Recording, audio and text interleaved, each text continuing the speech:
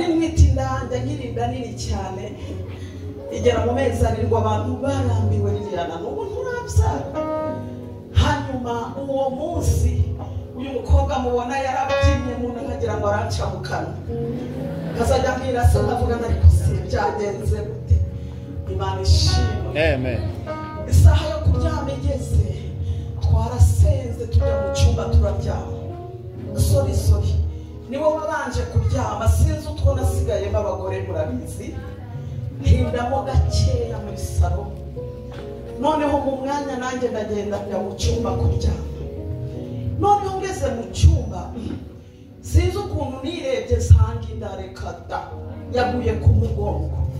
Inda y'amezi arindwi yabyinaga yaririmbaga yagiraga gute inda ndayibura.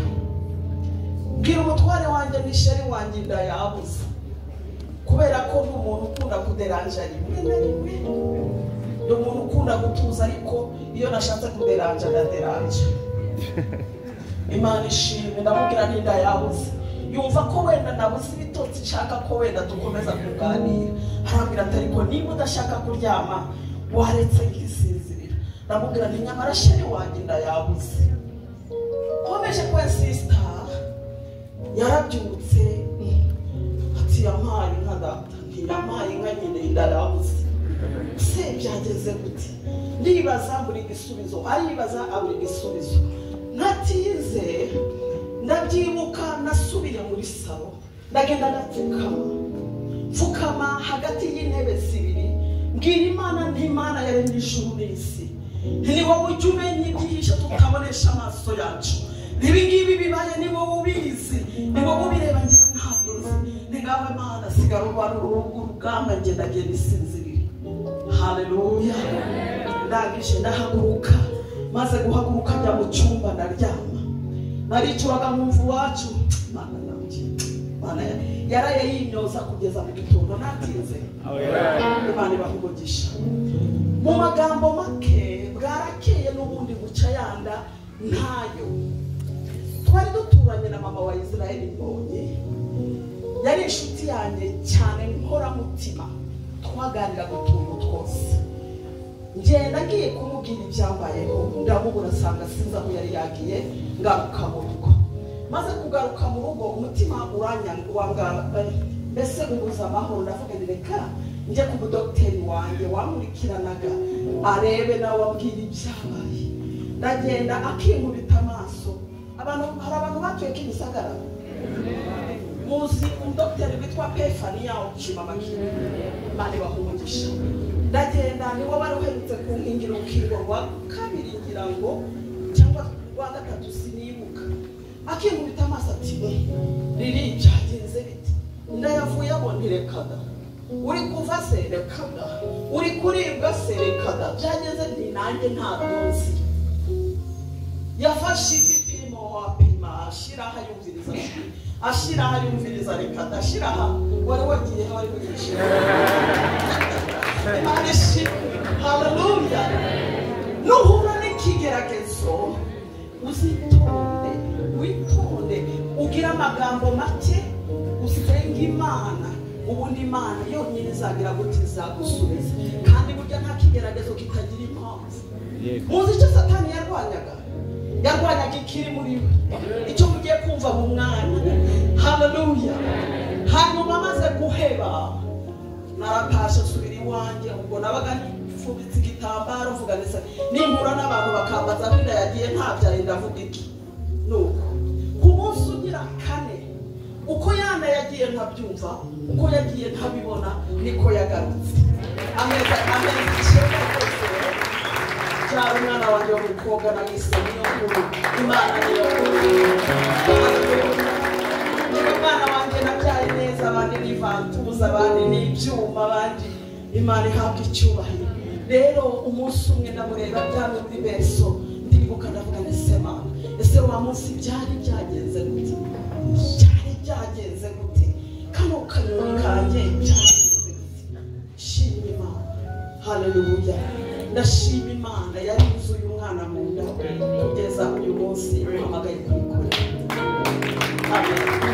Iyo ndirimbo rero niko yanzamutseho ni kumureba aho aryamye ndavuga ngo iyo ntekereje umugabo witwa Yesu ibyo yakoreye ni byinshi cyane nahera mu gitondo bivuga ntabwo nabirangiza kuvuga kuko uwo mwana ntabwo hanzamutsemo gusa kubura kwiyonda ahubwo haje n'ibindi nibuka n'ibindi Imana yandinze nibuka aho Imana yasimbukije nibuka ndavuga ngo iyo ntekereje umugabo witwa Yesu ibyo yakoreye ni byinshi cyane nahera mu gitondo bivuga sinabirangiza reka turirimba niyo ndirimbo n'umukobwa wanjye hanyuma duhe Imana icyubahiro Imana ibagirire neza